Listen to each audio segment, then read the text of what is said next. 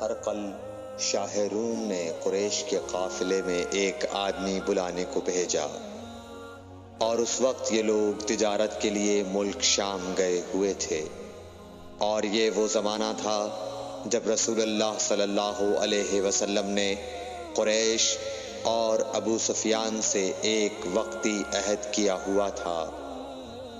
جب ابو سفیان اور دوسرے لوگ ہرقل کے پاس ایلیا پہنچے جہاں ہرقل نے دربار طلب کیا تھا، اس کے گرد روم کے بڑے بڑے لوگ، علماء، وزراء و امراء بیٹھے ہوئے تھے۔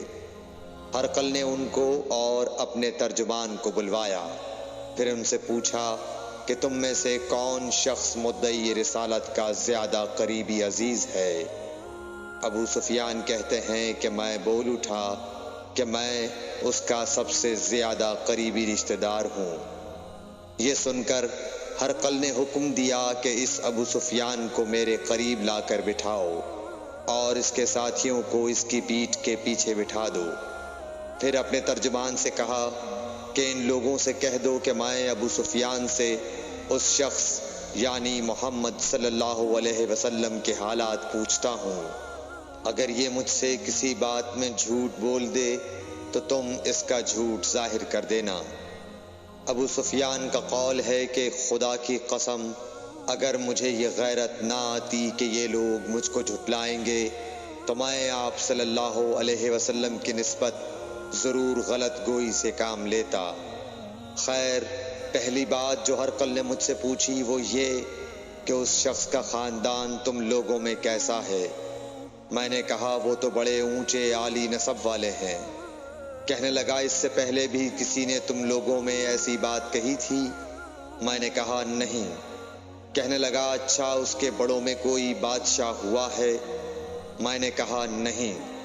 پھر اس نے کہا بڑے لوگوں نے اس کی پیروی اختیار کی ہے یا کمزوروں نے؟ میں نے کہا نہیں، کمزوروں نے۔ پھر کہنے لگا اس کے تابعدار روز بڑھتے جاتے ہیں یا کوئی ساتھی پھر بھی جاتا ہے؟ میں نے کہا نہیں۔ کہنے لگا کیا اپنے اس دعوی نبوت سے پہلے کبھی کسی بھی موقع پر اس نے جھوٹ بولا ہے؟ میں نے کہا نہیں۔ اور اب ہماری اس سے صلح کی ایک مقررہ مدت ٹھہری ہوئی ہے، معلوم نہیں وہ اس میں کیا کرنے والا ہے۔ ابو سفیان کہتے ہیں میں اس بات کے سوا اور کوئی جھوٹ اس گفتگو میں شامل نہ کر سکا۔ ہرقل نے کہا کیا تمہاری اس سے کبھی لڑائی بھی ہوئی ہے؟ ہم نے کہا کہ ہاں۔ بولا پھر تمہاری اور اس کی جنگ کا کیا حال ہوتا ہے؟ میں نے کہا لڑائی ڈول کی طرح ہے، کبھی وہ ہم سے میدان جنگ جیت لیتے ہیں اور کبھی ہم ان سے جیت لیتے ہیں۔ ہرقل نے پوچھا وہ تمہیں کس بات کا حکم دیتا ہے؟ میں نے کہا وہ کہتا ہے کہ صرف ایک اللہ ہی کی عبادت کرو، اس کا کسی کو شریک نہ بناؤ، اور اپنے باپ دادا کی شرک کی باتیں چھوڑ دو، اور ہمیں نماز پڑھنے، سچ بولنے، پرہیزگاری اور صلہ رحمی کا حکم دیتا ہے۔ یہ سب سن کر پھر ہرقل نے اپنے ترجمان سے کہا کہ ابو سفیان سے کہہ دے کہ میں نے تم سے اس کا نسب پوچھا تو تم نے کہا کہ وہ ہم سے عالی نسب ہے، اور پیغمبر اپنی قوم میں عالی نسب ہی بھیجے جایا کرتے ہیں۔ میں نے تم سے پوچھا کہ دعوی نبوت کی یہ بات تمہارے اندر اس سے پہلے کسی اور نے بھی کہی تھی تو تم نے جواب دیا کہ نہیں۔ تب میں نے اپنے دل میں کہا کہ اگر یہ بات اس سے پہلے کسی اور نے کہی ہوتی تو میں سمجھتا کہ اس شخص نے بھی اسی بات کی تقلید کی ہے جو پہلے کہی جا چکی ہے۔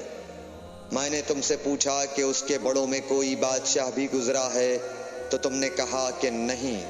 تو میں نے دل میں کہا کہ ان کے بزرگوں میں سے کوئی بادشاہ ہوا ہوگا تو کہہ دوں گا کہ وہ شخص اس بہانے اپنے آباء و اجداد کی بادشاہت اور ان کا ملک دوبارہ حاصل کرنا چاہتا ہے۔ اور میں نے تم سے پوچھا کہ اس بات کے کہنے یعنی پیغمبری کا دعویٰ کرنے سے پہلے تم نے کبھی اس کو دروغ گوئی کا الزام لگایا ہے؟ تم نے کہا کہ نہیں۔ تو میں نے سمجھ لیا کہ جو شخص آدمیوں کے ساتھ دروغ گوئی سے بچے وہ اللہ کے بارے میں کیسے جھوٹی بات کہہ سکتا ہے۔ اور میں نے تم سے پوچھا کہ بڑے لوگ اس کے پیرو ہوتے ہیں یا کمزور آدمی؟ تم نے کہا کمزوروں نے اس کی اتباع کی ہے۔ تو دراصل یہی لوگ پیغمبروں کے متبعین ہوتے ہیں۔ اور میں نے تم سے پوچھا کہ اس کے ساتھی بڑھ رہے ہیں یا کم ہو رہے ہیں؟ تم نے کہا کہ وہ بڑھ رہے ہیں، اور ایمان کی کیفیت یہی ہوتی ہے حتیٰ کہ وہ کامل ہو جاتا ہے۔ اور میں نے تم سے پوچھا کہ آیا کوئی شخص اس کے دین سے ناخوش ہو کر مرتد بھی ہو جاتا ہے؟ تم نے کہا نہیں۔ تو ایمان کی خاصیت بھی یہی ہے، جن کے دلوں میں اس کی مسرت رچ بس جائے وہ اس سے لوٹا نہیں کرتے۔ اور میں نے تم سے پوچھا کہ آیا وہ کبھی عہد شکنی کرتے ہیں؟ تم نے کہا نہیں۔ پیغمبروں کا یہی حال ہوتا ہے، وہ عہد کی خلاف ورزی نہیں کرتے۔ اور میں نے تم سے کہا کہ وہ تم سے کس چیز کے لیے کہتے ہیں؟ تم نے کہا کہ وہ ہمیں حکم دیتے ہیں کہ اللہ کی عبادت کرو، اس کے ساتھ کسی کو شریک نہ ٹھہراؤ، اور تمہیں بتوں کی پرستش سے روکتے ہیں، سچ بولنے اور پرہیزگاری کا حکم دیتے ہیں۔ لہٰذا اگر یہ باتیں جو تم کہہ رہے ہو سچ ہیں تو ان قریب وہ اس جگہ کا مالک ہو جائے گا کہ جہاں میرے یہ دونوں پاؤں ہیں۔ مجھے معلوم تھا کہ وہ پیغمبر آنے والا ہے، مگر مجھے یہ معلوم نہیں تھا کہ وہ تمہارے اندر ہوگا۔ اگر میں جانتا کہ اس تک پہنچ سکوں گا تو اس سے ملنے کے لیے ہر تکلیف گوارا کرتا۔ اگر میں اس کے پاس ہوتا تو اس کے پاؤں دھوتا۔ ہرقل نے رسول اللہ صلی اللہ علیہ وسلم کا وہ خط منگایا جو آپ نے وحیہ کلبی رضی اللہ تعالیٰ عنہ کے ذریعے حاکم بصرہ کے پاس بھیجا تھا، اور اس نے وہ ہرقل کے پاس بھیج دیا تھا۔ پھر اس کو پڑھا تو اس میں لکھا تھا، اللہ کے نام کے ساتھ جو نہایت مہربان اور رحم والا ہے۔ اللہ کے بندے اور اس کے پیغمبر محمد صلی اللہ علیہ وسلم کی طرف سے یہ خط ہے شاہ روم کے لیے۔ اس شخص پر سلام ہو جو ہدایت کی پیروی کرے۔ اس کے بعد میں آپ کے سامنے دعوت اسلام پیش کرتا ہوں۔ اگر آپ اسلام لے آئیں گے تو دین و دنیا میں سلامتی نصیب ہوگی، اللہ آپ کو دوہرا ثواب دے گا، اور اگر آپ میری دعوت سے روگردانی کریں گے تو آپ کی رعایا کا گناہ بھی آپ ہی پر ہوگا۔ اور اے اہل کتاب، ایک ایسی بات پر آ جاؤ جو ہمارے اور تمہارے درمیان یکساں ہے، وہ یہ کہ ہم اللہ کے سوا کسی کی عبادت نہ کریں اور کسی کو اس کا شریک نہ ٹھہرائیں، اور نہ ہم میں سے کوئی کسی کو خدا کے سوا اپنا رب بنائے۔ پھر اگر وہ اہل کتاب اس کتاب سے منہ پھیر لیں تو مسلمانوں، تم ان سے کہہ دو کہ تم مانو یا نہ مانو، ہم ایک خدا کے اطاعت گزار ہیں۔ ابو سفیان کہتے ہیں، جب ہرقل نے جو کچھ کہنا تھا کہہ دیا اور خط پڑھ کر فارغ ہوا تو اس کے ارد گرد بہت شور و غوغا ہوا، بہت سی آوازیں اٹھیں اور ہمیں باہر نکال دیا گیا۔ تب میں نے اپنے ساتھیوں سے کہا کہ ابو کبشہ کے بیٹے آن حضرت صلی اللہ علیہ وسلم کا معاملہ تو بہت بڑھ گیا۔ دیکھو تو اس سے بنی اصفر روم کا بادشاہ بھی ڈرتا ہے۔ مجھے اس وقت سے اس بات کا یقین ہو گیا کہ حضور صلی اللہ علیہ وسلم ان قریب غالب ہو کر رہیں گے، حتیٰ کہ اللہ نے مجھے مسلمان کر دیا۔ ابن ناطور ایلیا کا حاکم ہرقل کا مصاحب اور شام کے نصارہ کا لاٹ پادری بیان کرتا تھا کہ ہرقل جب ایلیا آیا ایک دن صبح کو پریشان اٹھا تو اس کے درباریوں نے دریافت کیا کہ آج ہم آپ کی حالت بدلی ہوئی پاتے ہیں، کیا وجہ ہے؟ ابن ناطور کا بیان ہے کہ ہرقل نجومی تھا، علم نجوم میں وہ پوری مہارت رکھتا تھا۔ اس نے اپنے ہم نشینوں کو بتایا کہ میں نے آج رات ستاروں پر نظر ڈالی تو دیکھا کہ ختنہ کرنے والوں کا بادشاہ ہمارے ملک پر غالب آ گیا ہے۔ بھلا اس زمانے میں کون لوگ ختنہ کرتے ہیں؟ انہوں نے کہا کہ یہود کے سوا کوئی ختنہ نہیں کرتا، سو ان کی وجہ سے پریشان نہ ہو۔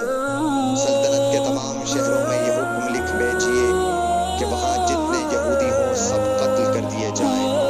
وہ لوگ انہی باتوں میں مشغول تھے کہ ہرقل کے پاس ایک آدمی لایا گیا